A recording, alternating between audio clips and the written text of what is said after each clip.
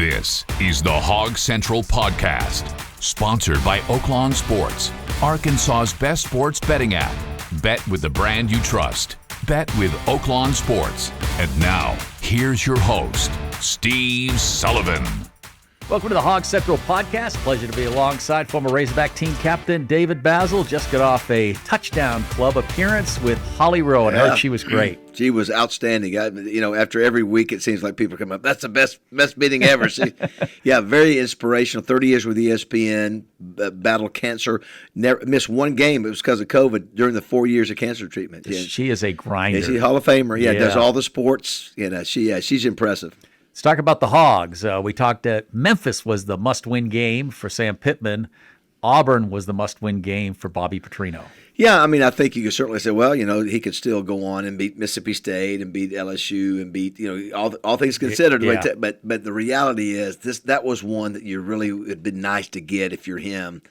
That's your best shot, I think. That's the best opportunity. You were up 20-10.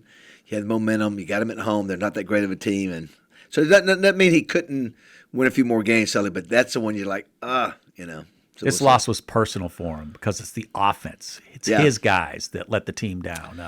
Offensive line, very disappointed with today. Said he was disturbed with their play. Well, listen, that is a top 10 defensive line who stops the run. On the flip side, it was probably a top 10 rated offensive line, too. Yeah, well, again, the way I look at it, to me, a good defense always beats a good offense. Maybe I'm biased. But the week before, we had watched them just tool Texas A&M. Yeah, and they were. The A&M was a good defense. You saw that against LSU. But I'm telling you, that Auburn front, you know where you saw it, Sully. We saw it the first possession on fourth down, and they just annihilated. They just basically had three big dudes in the backfield. Yeah, why, when you have a 6'6" quarterback, and I don't want to question Bobby Petrino, why don't you put him under center, at least give the illusion that you may run the quarterback sneak? Listen, that means you've got to go 4 yards with the ball before you can get to the line of scrimmage. Yeah. I don't like that either. But they whipped us up front, and we have a good offensive line, but we couldn't run it, and we couldn't stop the run. Yep. That was, to me, the equation. First two possessions, you get stopped 3rd and 4th and 1 at the 33-yard line. Then you get at the second possession. I don't like seeing Bobby Petrino punt from the other 35-yard line. I don't care if it's 4th and 11. I expect him to go for it. Yeah. There's nothing to lose at this point. And you punt it, and they took forever driving down the field. They went like 80 yards in like 12 minutes. Yeah, I thought, he even admitted today, right? I felt like during the game he was conservative. I thought we saw more runs than we should have. 23 runs. We couldn't run. Just forget the run. Do a short passing game. We cannot run it against them. They were containing Taylen better than anybody else has done. And, I thought we got a little conservative. Yeah. You stop Taylen. That puts this offense in a tough spot. Yeah. Yeah, all of a sudden, again, we kept being amazed that nobody could stop him. Usually it happened in the second half, but guess what they did in the first half too, Now going forward, you got Mississippi State. You're getting to the point where if you're a Razorback fan, you're thinking something bad's going to happen in the fourth quarter. When we hired Bobby Petrino, when he became interim head coach, we both agreed it'd be a tighter ship run, that, there'd be accountability, that you probably wouldn't see as many mistakes, mental and physical and offense and defense. And then you have 4 turnovers in the fourth quarter Saturday. Yeah, and listen, we got a lot of calls at the buzz today blaming Taylen Green. But I will say this, Sully. It's a simple mathematical formula in football. If you can stop the opponent's run, you know what they're going to do on second and third down. They've got to throw the ball. So it gives you the ability to prepare. All right, we're better situated to know they're going to throw the ball. And I just think that was our downfall, is that there were a couple bad reads and maybe a couple bad throws. But the other thing is they're dropping guys back into coverage. It's 3rd and 8, 3rd and 9. Yeah. It's just you won't – listen, 63 yards rushing for the whole game. Crazy. So you're not going to – it may really put you in the, behind the sticks when you do that. Let's get to the other big news. Brian Kelly out. We talked about this last week. Yeah, 34-14 there, 19-10 in the SEC, but he didn't win big, and he got hammered Friday night. You don't give up 35 points in the second half. Saturday night, I should say. That's Saturday night, and the fans leave by the end of the third quarter. Well, you hear, how tough it is to play at night in Baton Rouge, and they just got abused. Yeah. Well, in the first half, it was closer than it should have been. Andy was driving when Reed threw the interception. Yeah, they are good, and I tell you, just LSU is just not. Nussmeier is just not as great as a quarterback, and I had to say, with all my LSU friends, who like to rub it in. I find joy in watching them, watching fans have that empty stadium in the fourth quarter. Are you amazed that they don't hesitate when the buyout is $50 million? Down there? Listen, the word is the governor called in some people. All right, what are we going to do about this down here? Come on. And he was never a great fit culturally. My family, and he's not a real warm person. And if you're going to be a jerk, you better win.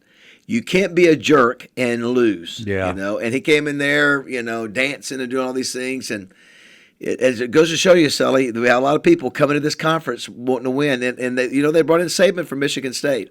And he was able to do it. A lot of other people like Bielema and others haven't been able to do it. Yeah, you try to look at what's the best fit in this conference. You got Clark Lee was defensive coordinator at Notre Dame. Vandy grad. I would think Drinkwitz has been a success over at Missouri. Kiffin at Ole Miss.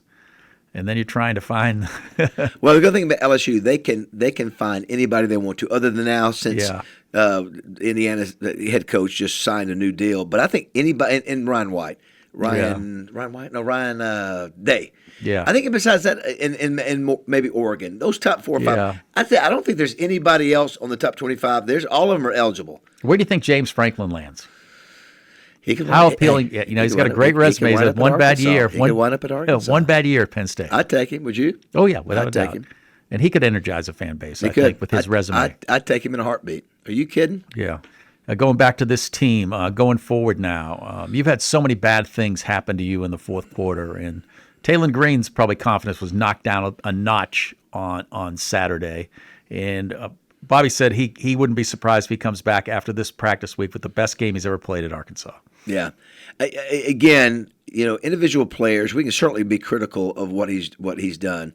But how can the player who's the number one player in offensive production up to this game, he's terrible. He's terrible all year. Wait a minute. He just got through scoring 5 touchdowns last week against this A&M defense that was top 25.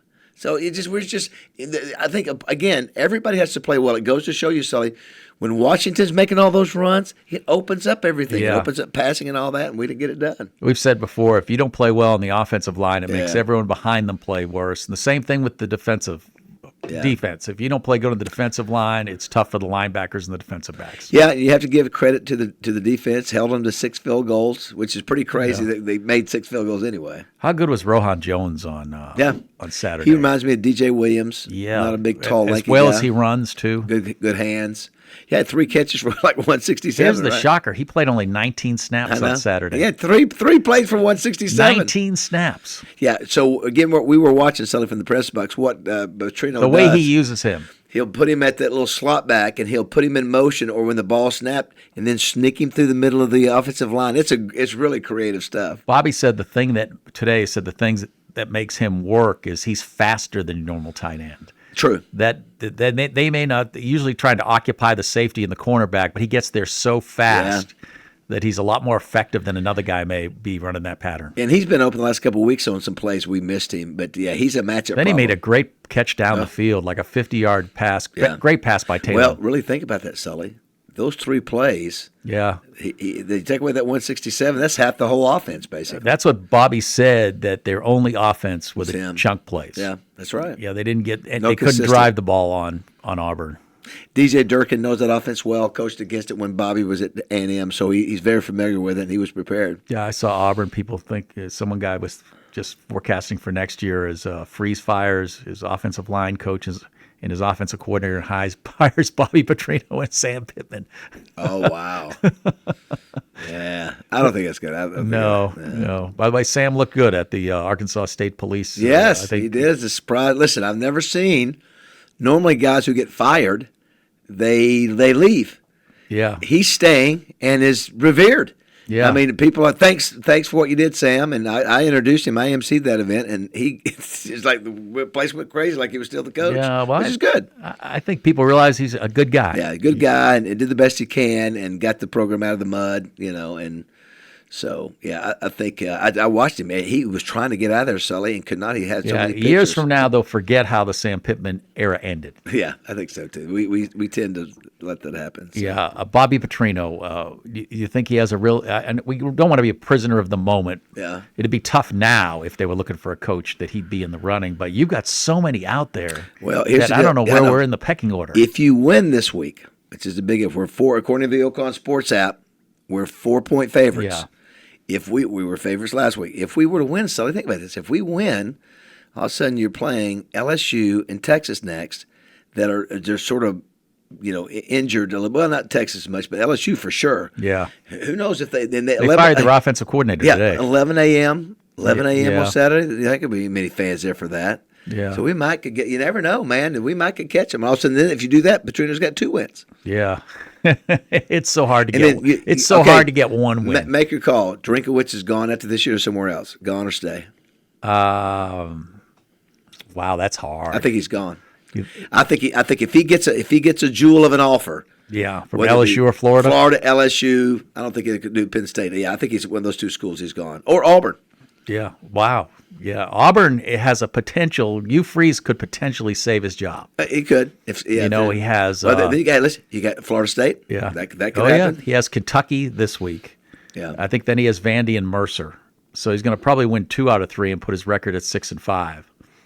And I don't know what their expectations are at Auburn. And I mean, he just looked like a guy that was on his way out. So lucky. He did. It was 20-10. Everybody felt it. My buddies who were Auburn fans are like, it's done. It's over with. Then they were even shocked that they won. Yeah, they didn't score that many points, and I mean it was all field goals. It was the kid who couldn't hit a field goal. It's Arkansas's luck. Who couldn't hit a field goal the week before hit 6 of them. And I thought too, Sully, even though we couldn't run the ball, I thought for sure that we'd have enough with a short passing game to help out the lack of run. And I just thought we'd be able to move the ball a bit better. But Auburn came to play. I think DJ Durkin knows this offense and was prepared with his players. Yeah, they did the best on bottling up Taylen Green. It's what you and I talk every week. Like, how are they not prepared for this? And they were prepared. There was not once that he circled their defense for big yardage. No. Well disciplined. Yep. Yeah, where do you stand now on these last 3 weeks? Have you seen a big difference with Coach Petrino? Not really. I think, the Jimmies and Joes are what they are. Yeah. You see a little. I think they play hard for Coach Petrino, and I think defensively they run a little bit better. They looked a little bit better Saturday. Yeah. But again, as you said, Sully, they are who they are. Until you change players, and get some other assistants in there that you like, I don't think you'll see much of a change. Coach Petrino did talk about the future of the program just generally. He said, after this season, you're going to graduate a lot of seniors, so you have to get a lot of guys from the portal. So this may be a good time to start over. I mean, where you're at a point where you don't have a lot of great players you could lose to the portal. I mean, you had a lot coming back. I mean, you're pretty much back at square one. And, you got a guy, you'd have to get someone that can attract those players. I know.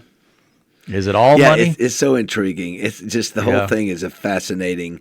And then you look at how much money, what did I say, $170 million in buyout money that's being paid to fire coach. It's an embarrassing business model that is broken, and the ADs continue to do 10-year contracts and $50 million deals. Listen, the AD at LSU did Jimbo Fisher's. And then did Brian Kelly's. How's he still got a job?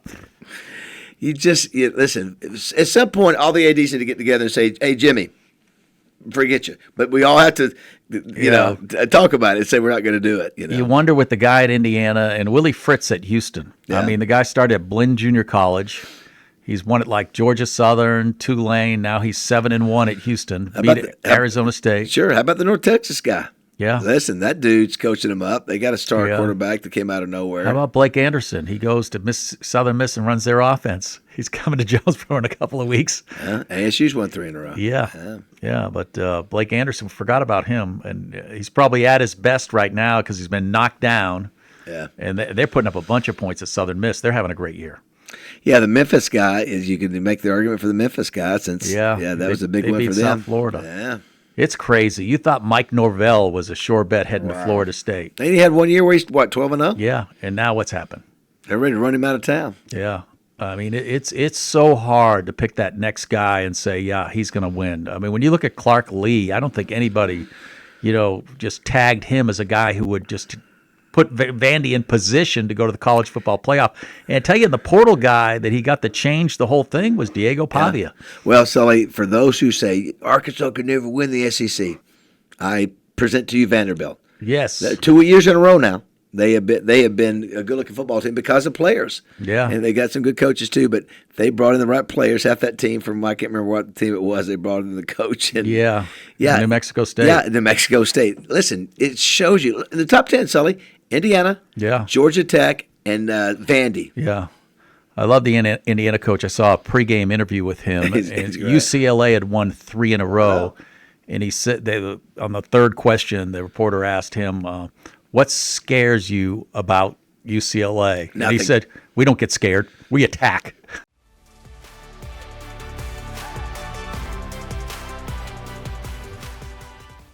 Hey, Raj, what you doing here? Well, it's football season. Thought I'd go ahead and dust off a few plays I've been thinking of. It looks like you have 13 players here. Well, that is innovation. Most innovators can count to 11. Well, that is a winning play. Just like the Oakland Sports app, I can bet anywhere in Arkansas right from my phone. Spreads, totals, player props, same game parlays, and the most live in-game offerings all right here. Download Oakland Sports and bet all season long with the best sports betting app in Arkansas.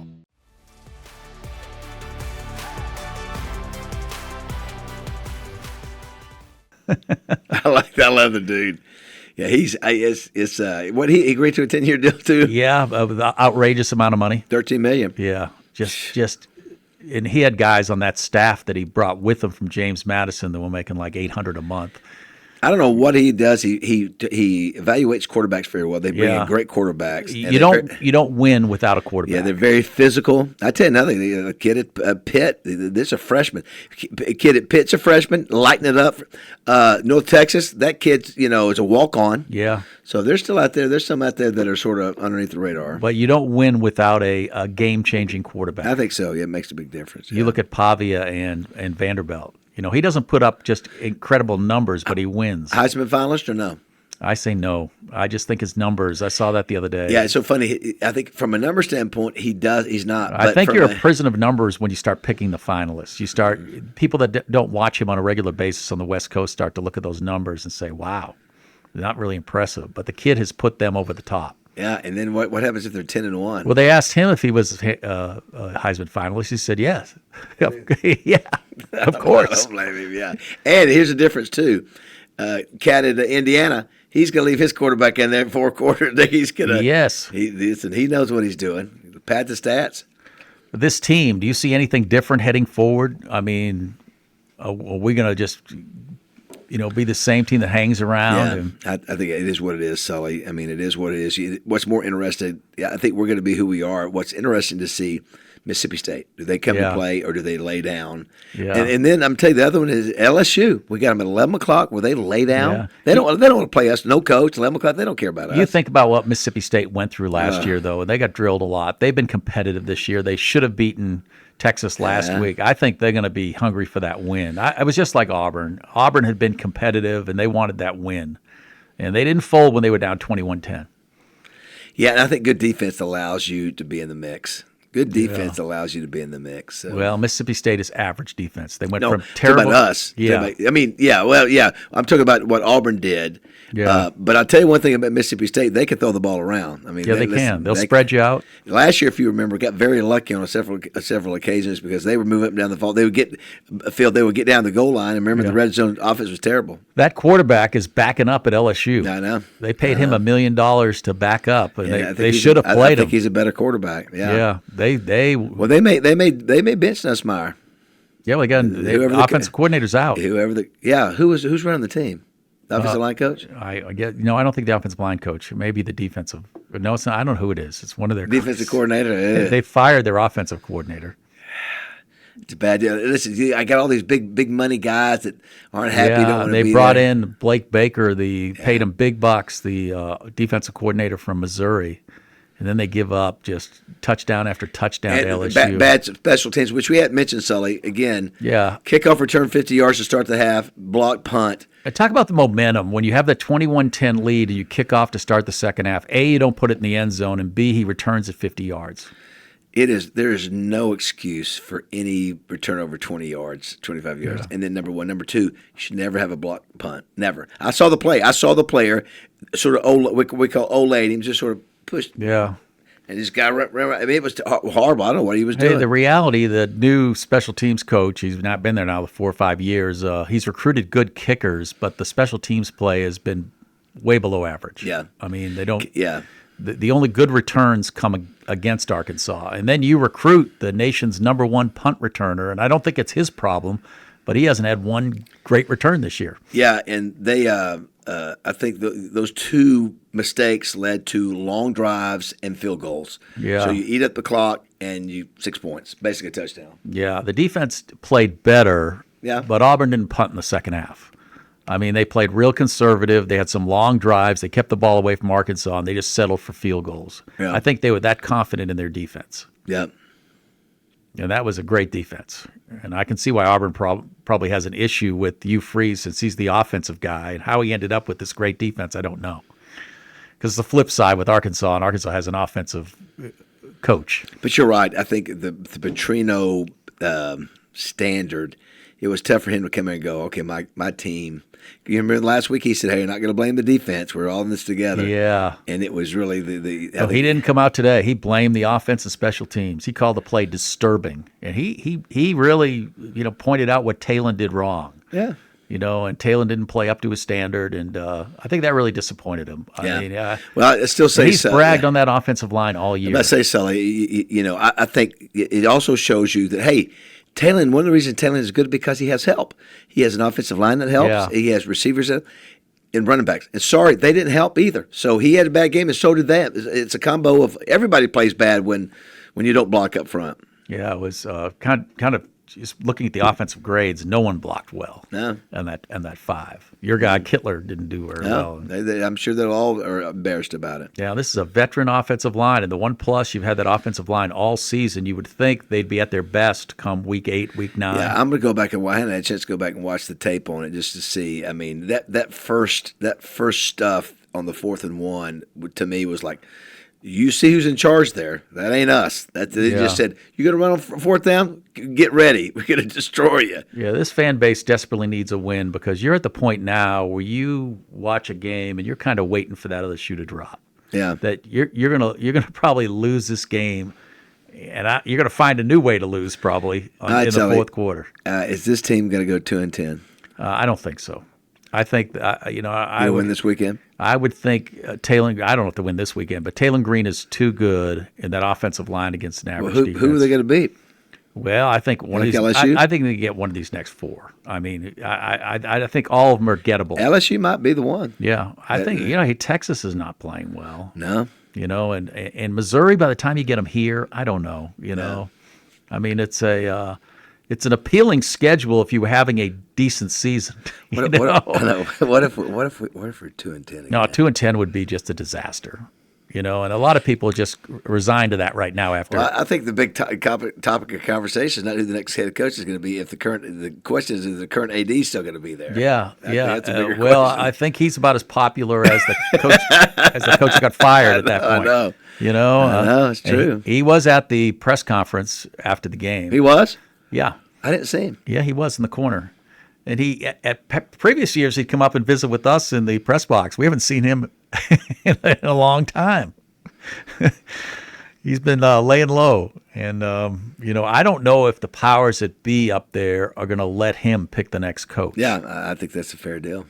Yeah. Well, that's why he says he's got this search firm. So yeah, I think it'll come down to I don't know if. It's still too early. Again, you got a couple more firings that could be happening. Yeah, I think Hugh Freeze the one to watch. Hugh Freeze, Norvell, that's 2. Yeah. Who else am I thinking of? Eve Stoops at Kentucky could have that possibility. Yeah, I don't think Stoops is out. I mean, who better are going to get to there? Yeah, I mean, I just think those Kentucky fans are like, okay. Yeah, and do you really want that? I think Arkansas is a higher job than Kentucky. Oh, I think so. Yeah, that's still football. Yeah, we're tilting toward a basketball school, but we Well, still have you we know, still have hopes in football. Thank goodness we have basketball. Yeah, yeah, but I think that's the appealing draw that you have John Calipari as your basketball bet. coach. Do you want to be teamed with him?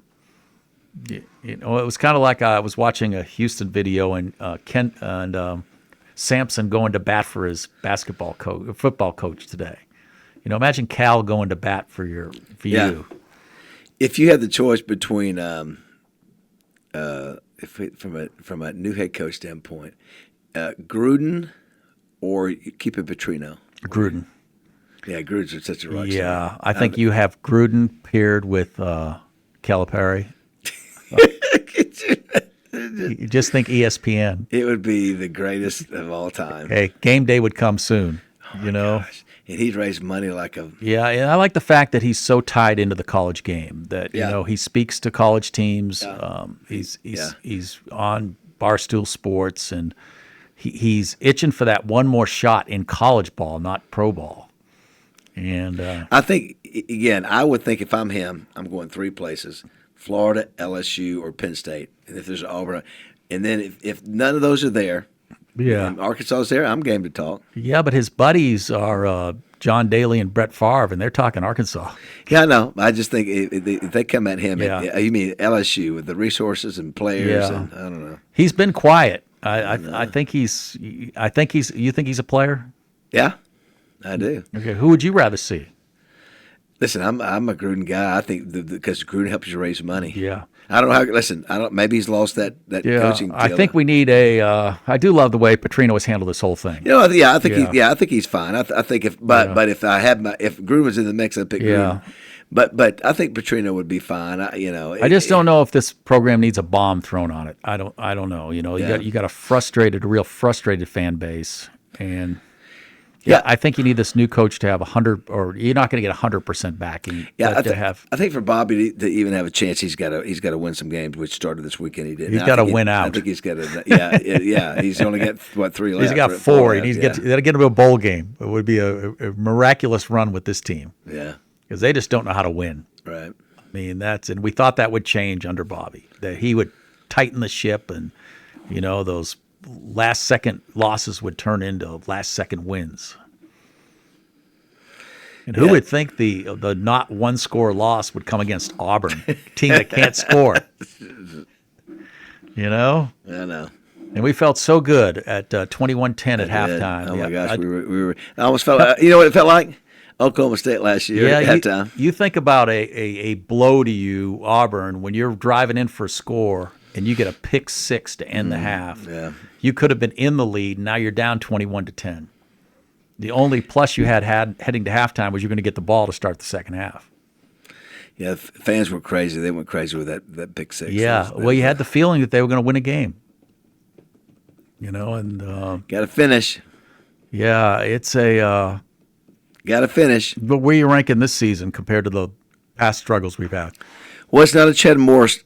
Even though they could go 2-10, I don't think it's Chad Morris level. Yeah, no way. Those were just horrible embarrassments. I think maybe that last year Brett Bielema, maybe we're around that. I don't know, but again, nothing touches the 2 Chad Morris years. Yeah, I'm just really disappointed that with a quarterback like Taylen Green, and as dangerous and as productive as he's been, that you haven't been able to put up more wins. Yeah, well, again, you got a defense that gives up 45 points. Yeah. It's hard to beat anybody. Yeah. It's good to see them play a little bit better. Yeah, they kept him out of the end zone. Yeah. But Auburn did not punt in the second half. Yeah, they kicked field goal after field goal. Yeah, at 15, they had a whole quarter more time of possession, a full quarter. Yeah, that wears on a defense too. Yeah. And so, what do you think of Mississippi State? Yeah, I think it worries me, But the good thing is, I do think that they're mentally they are crushed. I mean, you screwed up and lost that game at home that you should have won. I think Arkansas's crushed too. I mean, they had that game at. I know. And they need to win at Reynolds Razorback Stadium. I thought the crowd was great Saturday under bad conditions. Yeah. I mean, they have not played well on their home field. Yeah, it's just it's just so we've had a win, Sully. It's just like. Wow. I used to always think, I always feel bad for programs that were losing programs. Yeah. Man, thank goodness I'm not on that team. Yeah. And it's like now I'm like, oh my gosh, we are on it. Yeah, you go into a game with hope, and and I hate it for those players too, and their parents and all that. It's a miserable deal. Yeah, I saw Taylen Green when I was walking out of the stadium, and he was kind of hiding from the fans. Yeah. I mean, he was embarrassed. I mean and it just piled on in the fourth quarter. And then people are going after him. They're going after Frank Fletcher, and Petrino actually detailed every interception. He said the first one was on him not reading the cloud corner. The second one was on another receiver. Yeah. That he didn't run his pattern and drew the safety in that Taylen didn't see and didn't count on having in the picture, and that guy intercepted the ball. He said that was not on Taylen. A lot of times you better wait for Petrino's assessment. And one thing he is honest after a game. Yeah. He'll tell you exactly what happened. And he was you made a great point. It was a team loss when the defense failed against. Yeah. It was not a team loss this week. It was his guys. He changed the rules a little bit. Yeah, Sure it's did. going to be a tough week for that offense because you embarrassed your head coach, your offensive coordinator. And that's the thing. That's the biggest hurt against him in terms of how this game affect him being able to become a coach. We thought the defense was the only problem. Now your offense was the problem Saturday. Yeah. Yeah. You never anticipated Auburn, a winless team, just to own both lines of scrimmage. I mean, they had lost 4 straight and hadn't been able to score. I mean, they hadn't broken 20 in conference play. Yeah. And, they managed to put it, on Arkansas. Yep. Well, it is what it is. Listen, thank goodness we have basketball. Yeah, you have Greg Sankey next week at the Touchdown so Club. it'll be interesting to hear what he has to say, and interesting to see. I wonder what he'll say about all these coaching buyouts and listen, the I'm financials. gonna ask him and see what he says. I know he's got because a lot of it is happening in the SEC. Yeah, it's bad business. It's just stupid business. It's just the agents control the game. That's what. Yeah, but is football worth that much to a program that you're willing to just cut a check right away and get rid of a guy at $50 million? If I'm a donor at LSU and you cut those guys a check for it, you are done. And the next AD, you won't get a penny from me if you sign that contract with that next head coach with that kind of guarantee. Just stupid. Just not. Yeah, but teams continue to do it. You can't. I'm gonna tell you. But somebody's cutting a check for all that. Yeah. At some point, you go, I'm not giving you any more money, so this guy's a generational wealth builder over here. It's just too much. Arkansas even lowballed Sam Pittman a little till he, got the Jimmy Sexton contract. Yeah. And I wonder what the deal will be for their new coach. Yeah, that's a good question. If they'll have to pony up and put that big buyout in for the next head coach. Yeah. That's the one plus Bobby Petrino has. He just wants the job.